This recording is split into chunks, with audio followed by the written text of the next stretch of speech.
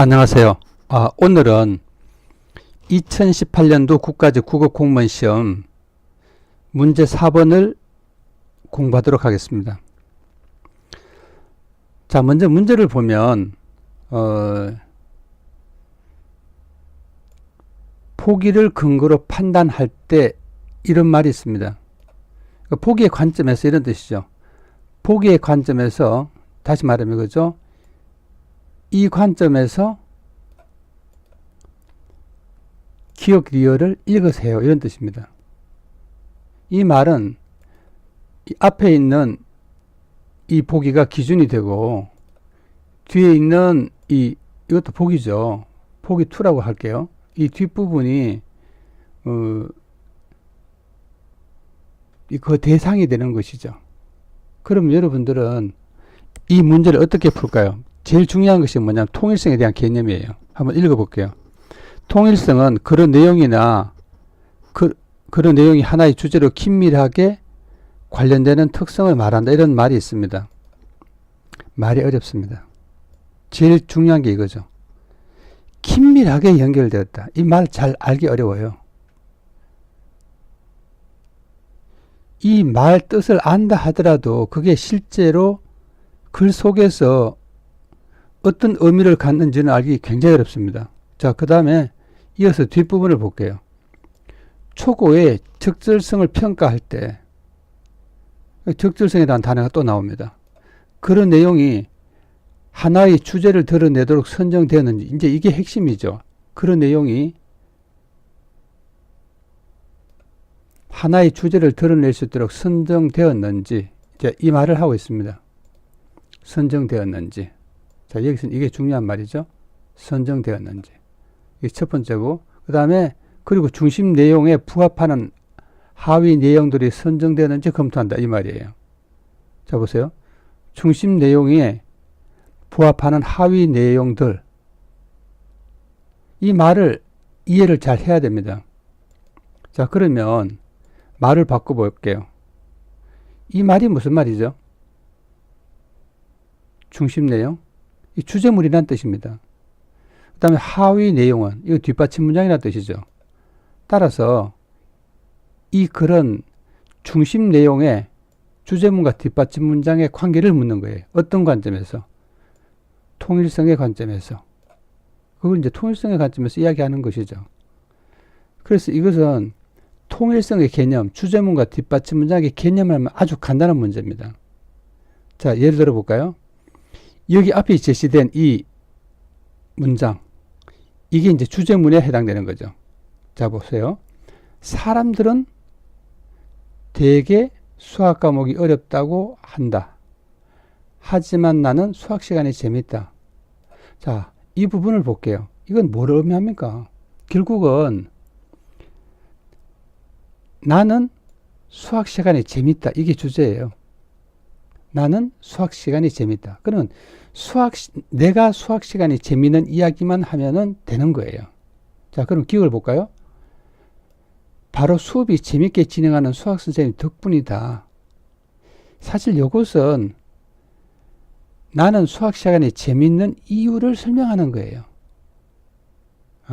그래서 하여간 재미있는 건 사실이니까 맞는 이야기입니다. 자, 두 번째 볼까요? 졸리는 오후 시간에 뜬금없이 외국어로 수학여행을 가자고 하여 분위기를 부드럽게 만드는 후 어려운 문제를 쉽게 설명한다.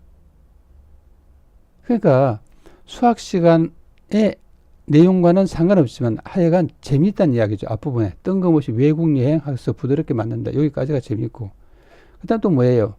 문제를 쉽게 설명하는 거. 다시 한번 볼게요. 어려운 문제를 쉽게 설명한 적도 있다. 요거는 이제 재미있는지 없는지는 알 수 없어요. 정확하게 말하면. 근데 수학 문제 어렵게 설명하는 것보다 쉽게 설명하는 게 재미를 느낄 수 있는 것이죠. 그래서 수학 시간에 재미있다는 뒷받침이 되는 거죠. 자, 세 번 해볼까요? 그리고 수학 선생님의 아들이 수학을 굉장히 잘한다는 소문이 나 있다. 이건 어떤가요? 한번 볼까요? 여러분, 위에서 나는 수학 시간이 재미있다고 이야기해야 되는데 이건 수학 시간에 대한 이야기가 진짜 아니에요. 벗어난 거예요. 수학 시간 이야기가 아니고 수학 선생님이 뭐에 대한 이야기예요? 아들에 대한 이야기예요. 그 다음에 뭐예요? 수학을 굉장히 잘한다는 이야기가 재미있는 이야기하고 아무런 상관이 없죠. 그래서 이게 답이 되는 것이죠. 자, 그 다음으로 마지막 볼까요? 내 수학 성적이 좋아진 것도 수학 선생님의 재미있는 수업 덕택이다 이렇게 말했는데 이것은 수학 시간이 재미있다는 것은 알려주지만 성적 오른 거와 관련된 이야기를 말하죠. 근데 약간 벗어나요, 사실은. 그러니까 수학 시간이 재미있었기 때문에 일어나는 어떤 현상이나 그 역할을 이야기하는 것이지 약간 이제 이 글이 좋은 글이 아니죠. 그 다음에 이 출제를 한 사람이 이 통일성에 대한 개념을 정확하게 모르고 출제한 거예요. 그 다음에 자 이야기를 약간 바꿔볼게요. 자 그러면은 자 여위에 나온 통일성에 대한 이야기 다시 한번 볼게요. 여위에 나온 통일성에 대한 이야기 자체가 이게 이 말은 되지만 이게 그래 매끄러운 이야기가 아니에요. 이게 개념이 뭐 틀린 이야기는 아닌데 그 듣는 사람이 누가 들었을 때 이게 명쾌하게 와닿지 않는 거죠. 그러면 어떻게 하는 것이 좀 명쾌한가? 자, 여러분들 그 제가 조금 이야기를 다른 관점에서 설명해 보겠습니다.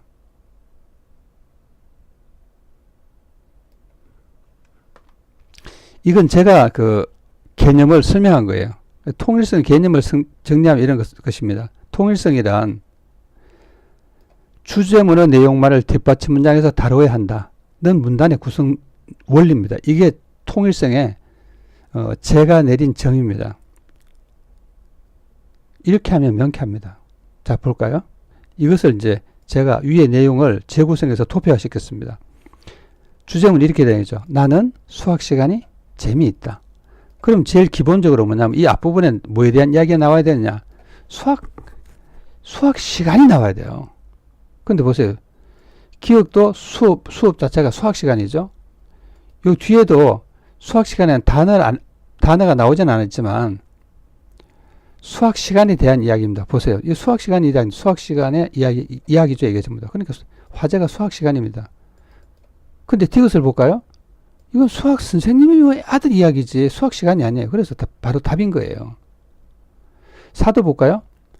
수학 시간은 수학에 대한 이야기예요.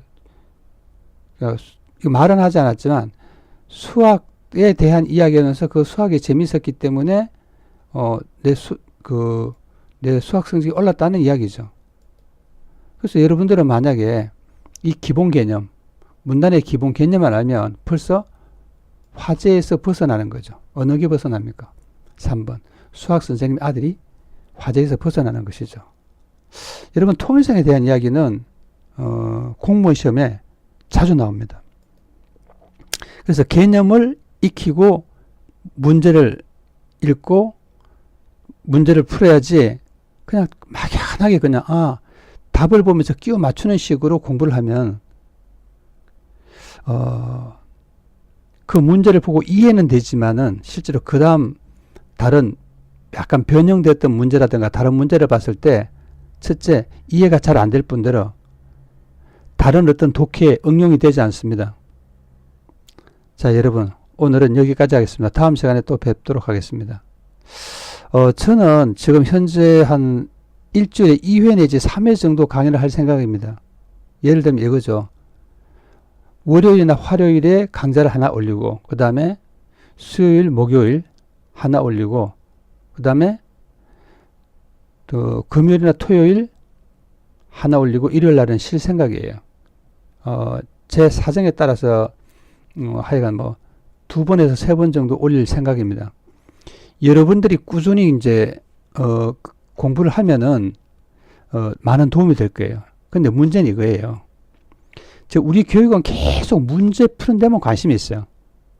그런데 문제를 풀면 분명히 이제 어떤 기술이 늘어갑니다. 하지만 기술로서 문제를 풀어내는 한계가 있어요. 다시 말하면 고득점 맞기가 어렵고 빨리 풀기가 어려워요. 원리를 알아야지, 독해 원리를 알아야지, 개념 원리를 알아야지 문제를 정확하게 풀고 빨리 풀게 됩니다. 여러분들, 제가 이제 하는 강의 자체를 그냥 듣고 아는 것이 아니라 그 원리를 이해해야 됩니다. 그래서 반복해야 됩니다. 반복해서 들으면서 이게 그냥 그림처럼 머릿속에 싹 떠올라야 돼요.